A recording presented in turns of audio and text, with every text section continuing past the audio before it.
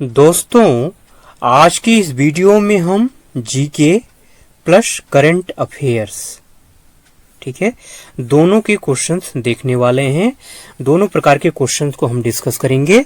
दोस्तों, आज का वीडियो आपके लिए बहुत महत्वपूर्ण हो सकता है, क्योंकि आज के वीडियो में जीके और करंट अफेयर्स के ऐसे क्वेश्चन जो एग्जाम में आ चुके हैं और रिपीट हो रहे हैं, उनके आधार पर जो नए क्वेश्चन बन सकते हैं, जो एक्सपेक्टेड क्वेश्चन बन सकते हैं, उन सारे क्वेश्चंस को लेने का प्रयास किया गया है।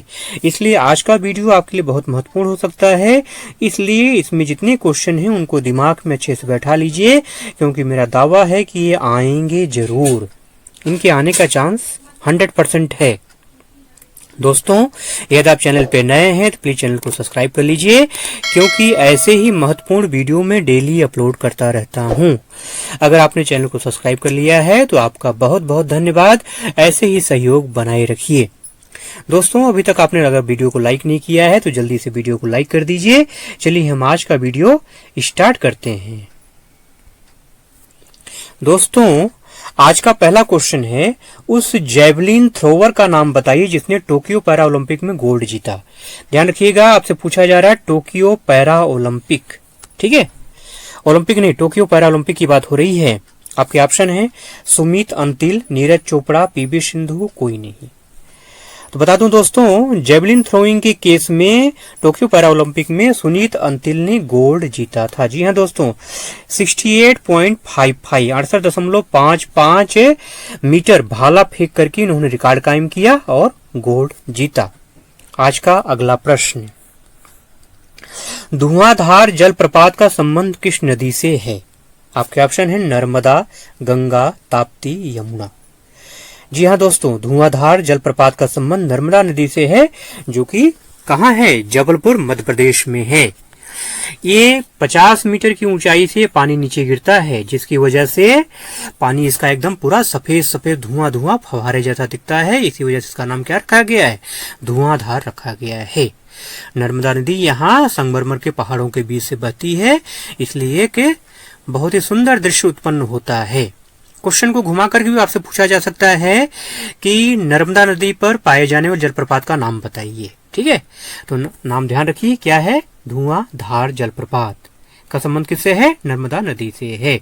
आज का अगला प्रश्न, ओलंपिक 2021 में भारत के किस खिलाड़ी ने वेट लिफ्टिंग में रजत पदक प्राप्त किया?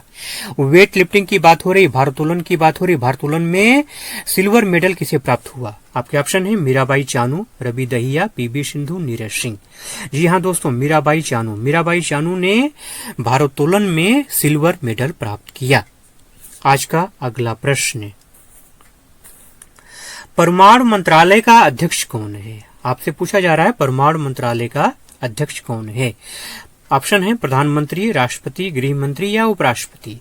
प्रधानमंत्री। जी हाँ दोस्तों, परमाणु मंत्रालय का अध्यक्ष कौन होता है? प्रधानमंत्री। आज का अगला प्रश्न, औद्योगिकरण का संबंध किस पंचवर्षीय योजना से है? पहली से, दूसरी से, तीसरी से या चौथी से? दोस्तों, औद्योगिकरण का संबंध दूसरी पंचवर्षीय योजना से है। जी हाँ दोस्तों, दूसरी पंचवर्षीय योजना जब लॉन्च की गई थी तो औद्योगिकरण को ध्यान में रखते हुए, औद्योगिकरण को बढ़ावा देने के लिए उसमें योजनाएं बनाई गई थी। तो सही आंसर क्या हो गया? दूसरी पंचवर्षीय योजना। आज का अगला प्रश्न, राज्यसभा में राष्ट्रपति द्वारा नामित सदस्यों की संख्या कितनी होती है?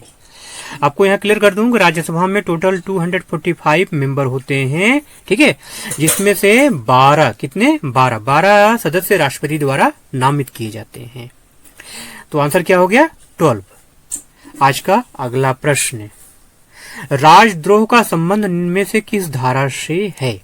आपको उस लॉ का नाम बताना, उस धारा का नाम बताना है, उस सेक्शन का नाम बताना है जिसका संबंध राजद्रोह से है। आपके ऑप्शन है 124A, 302C, 420, 376। तो आपको बता दूं दोस्तों, राजद्रोह का संबंध 124A से है। राजद्रोह क्या है? जब आप सरकार के विरुद्ध कोई उल्टा सीधा काम करते हैं, कोई उल्टा सीधा वक्तव्य देते हैं, आप जो है गलत वक्तव्य देते हैं, तो आपके ऊपर राजद्रोह अप्लाई किया जाता है। ये धारा 124 में इसका उल्लेख है। आज का अगला प्रश्न, राजघाट पर किसकी समाधि है? आपके ऑप्शन है महात्मा गांधी, लाल बहादुर शास्त्री, इंदिरा गांधी, राजीव गांधी। बहुत आसान क्वेश्चन है, आपने आंसर गेस भी कर लिया होगा। राजघाट पर किसकी समाधि है? महात्मा गांधी की समाधि है। जरा कमेंट बॉक्स में लिख के बताइएगा कि शांति वन में किसकी समाधि है। दिल्ली में एक जगह है शांति वन, तो शांति वन में किसकी समाधि है? ठीक है, आज का अगला प्रश्न, 2 अक्टूबर को कितने भारतीय नेताओं की जयंती पड़ती है? 1, 2, 3, 4। तो बता दो दोस्तों आपको, 2 अक्टूबर को 2 प्रसिद्ध भारतीय नेताओं की जयंती पड़ती है। कौन कौन? महात्मा गांधी और लाल बहादुर शास्त्री। जी हाँ दोस्तों, 2 अक्टूबर को महात्मा गांधी और लाल बहादुर शास्त्री दोनों की जयंती पड़ती है। आज का अगला प्रश्न, संविधान के किस संशोधन के द्वारा मौलिक कर्तव्य को संविधान में जोड़ा गया है? आपके ऑप्शन है 42वां, 23वां, 45वां, 46वां। यहाँ एक बात क्लियर कर दूं, जो मौलिक कर्तव्य हैं ये रूस के संविधान से अडॉप्ट किया गया है, लिया गया है, और सरदार स्वर्ण सिंह की समिति की सिफारिश के आधार पर 42वां संविधान संशोधन के बाद मौलिक कर्तव्यों को संविधान में जोड़ा गया। आज का अगला प्रश्न, प्रधानमंत्री के मुख्य आर्थिक सलाहकार कौन हैं? आपके ऑप्शन है डॉक्टर बी अनंत नागेश्वरन, डॉक्टर श्रीधरन, अनूप चंद्र, दुर्गा शंकर मिश्र। प्रधानमंत्री के मुख्य आर्थिक सलाहकार कौन है? डॉक्टर बी अनंत नागेश्वरन। ये आंसर सही है। आज का अगला प्रश्न, आईपीएल 2022 में कितनी टीमों ने भाग लिया? ठीक है, आपके ऑप्शन है 10, 15, 20, 25। आईपीएल 2022 में 10 टीमों ने भाग लिया था। आज का अगला प्रश्न, ओलंपिक 2021 में पहलवान रवि दहिया को कुश्ती में कौन सा पदक प्राप्त हुआ? ठीक है, कुश्ती। ठीक है, ओलंपिक 2021। आपके ऑप्शन है रजत, स्वर्ण, कांस्य, कोई नहीं। तो आपको क्लियर कर दूं कि पहलवान रवि दहिया को कुश्ती में कौन सा पदक प्राप्त हुआ? रजत पदक प्राप्त हुआ। यहाँ पे आपसे एक क्वेश्चन और पूछा जा सकता है कि ओलंपिक 2021 में कितने पदक प्राप्त हुए? तो ओलंपिक 2021 में टोटल 2 पदक प्राप्त हुए थे। एक रवि दहिया को रजत मिला। कितने रजत पदक प्राप्त हुए? 2 रजत पदक प्राप्त हुए, एक रवि दहिया को मिला था। और जस्ट ऊपर एक क्वेश्चन आया था किसका? चानू को। ठीक है, तो 2 लोगों को, दहिया को और चानू को, 2 लोगों को रजत पदक प्राप्त हुआ था, उनको भारोत्तोलन में और इनको कुश्ती में। ठीक है, आज का अगला प्रश्न, भारत की उस पहली भाषा का नाम बताइए जिसे शास्त्रीय भाषा का दर्जा प्राप्त हुआ। शास्त्रीय भाषा के ऊपर क्वेश्चन बहुत पूछा जा रहा है, लगभग हर शास्त्रीय भाषा के ऊपर दर्जा पूछा जा चुका है, क्वेश्चन पूछा जा चुका है। आपको यहाँ पे ये बताना है, आपको उस भाषा का नाम बताना है, उस पहली भाषा का नाम बताना है जिसे शास्त्रीय भाषा का दर्जा प्राप्त हुआ। मतलब किस भाषा को सबसे पहले शास्त्रीय भाषा का दर्जा दिया गया। आपके ऑप्शन है तमिल, संस्कृत, मलयालम, तेलुगु। शायद आपका ध्यान संस्कृत पर जाए, लेकिन नहीं, सही आंसर क्या है? तमिल। जी हाँ दोस्तों, तमिल को सबसे पहले शास्त्रीय भाषा का दर्जा दिया गया। कब दिया गया था? 2004 में दिया गया था। ठीक है, जरा कमेंट करके बताइएगा संस्कृत को शास्त्रीय भाषा का दर्जा कब दिया गया। चलिए आज का अगला प्रश्न, भारतीय इस्पात प्राधिकरण SAIL सेल की स्थापना कब हुई? ठीक है, गेल, सेल, ONGC, इन सब के बारे में क्वेश्चन आ रहा है, आपको ध्यान देना चाहिए। ठीक है, तो सेल की स्थापना कब हुई? यहाँ पे ऑप्शन है 24 जनवरी 1973, 24 जनवरी 1972, 24 जनवरी 1970, 24 जनवरी 1975। 24 जनवरी तो क्लियर है, अब साल की बात आई तो 24 जनवरी 1973 को भारतीय इस्पात प्राधिकरण सेल की स्थापना हुई थी। Steel authority of India limited की स्थापना कब हुई थी? 24 जनवरी 1973 को हुई थी। आज का अगला प्रश्न, GD बिड़ला पुरस्कार किस क्षेत्र में दिया जाता है? बहुत फेमस पुरस्कार है। आपके ऑप्शन है विज्ञान और प्रौद्योगिकी, साहित्य, देश सेवा, सामाजिक कार्य। जी हाँ दोस्तों, जीडी बिरला पुरस्कार विज्ञान और प्रौद्योगिकी के क्षेत्र में दिया जाता है। आज का अगला प्रश्न, अभी जस्ट मैंने चर्चा किया था, क्वेश्चन आगे यहाँ पर, संस्कृत को शास्त्रीय भाषा का दर्जा कब प्राप्त हुआ? 2005 में, 2004 में, 2008 में या 2013 में? तो संस्कृत को शास्त्रीय भाषा का दर्जा कब प्राप्त हुआ? 2005 में प्राप्त हुआ। ठीक है, 2005 में। सबसे पहले किसको प्राप्त हुआ था? तमिल को हुआ था। जरा कमेंट बॉक्स में लिख के बताइएगा कि मलयालम को शास्त्रीय भाषा का दर्जा कब प्राप्त हुआ। ठीक है, आज का अगला प्रश्न, स्विस ओपन बैडमिंटन टूर्नामेंट 2022 का खिताब किसने जीता है? आपके ऑप्शन है पीवी सिंधु, नीरज सिंह, सुमित अंतिल, एस प्रणय। ठीक है, एस प्रणय। इसका सही आंसर क्या है? PV Sindhu. Swiss open badminton tournament 2022 का खिताब किसने जीता? पीवी सिंधु ने जीता। ठीक है, एस प्रणय की बात करें तो ये हार गए थे। ठीक है, सही आंसर क्या है? पीवी सिंधु। आज का अगला प्रश्न, गिर राष्ट्रीय उद्यान कहाँ है? ठीक है, गुजरात में है, उत्तराखंड में है, मध्य प्रदेश में है या उड़ीसा में है? गिर राष्ट्रीय उद्यान कहाँ है? गुजरात में है। कहाँ है? गुजरात में है। आज का अगला प्रश्न, दांडी यात्रा का निम्न में से किससे संबंध है?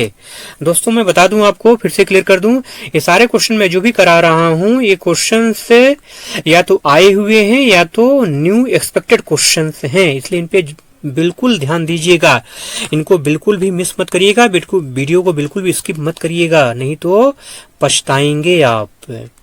इसलिए बिल्कुल भी स्किप मत करिएगा, सारे इंपॉर्टेंट क्वेश्चन हैं, ये आएंगे जरूर। ठीक है, दांडी यात्रा का निम्न में से किससे संबंध है? सविनय अवज्ञा आंदोलन, बारडोली आंदोलन, भारत छोड़ो आंदोलन या सत्याग्रह आंदोलन? जी हाँ दोस्तों, दांडी यात्रा का संबंध किससे है? सविनय अवज्ञा आंदोलन से है, जिसको हम नमक सत्याग्रह भी कहते हैं। दांडी यात्रा का संबंध किससे है? महात्मा गांधी से है, जानते ही यहाँ पे। ठीक है, तो सविनय अवज्ञा आंदोलन इसका सही आंसर है।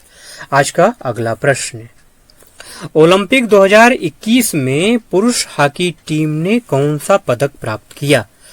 आपके ऑप्शन है रजत, स्वर्ण, कांस्य, कोई नहीं। जी हाँ दोस्तों, बता दूं आपको, ओलंपिक 2021 में पुरुष हॉकी टीम ने कांस्य ब्रॉन्ज मेडल प्राप्त किया था, वो भी 41 वर्षों के बाद। ठीक है, 41 वर्षों के बाद पुरुष हॉकी टीम ने ओलंपिक 2021 में कांस्य जीत करके एक रिकॉर्ड कायम कर दिया।